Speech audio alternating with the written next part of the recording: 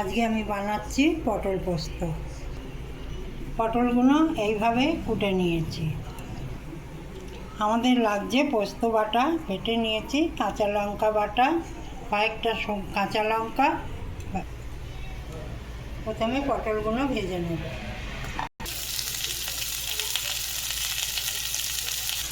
পটলগুলো ভাজা হয়ে গেছে।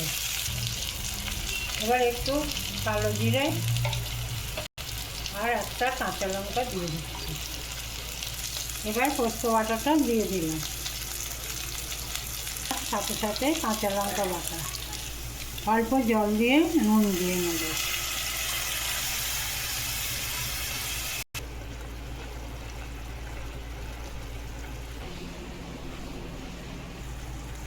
আমি একটু ওপরে সর্ষের তেল দিয়ে দিলাম, সর্ষের তেলের গন্ধটা ভালো লাগবে। আমার পটল পোস্ত রেডি।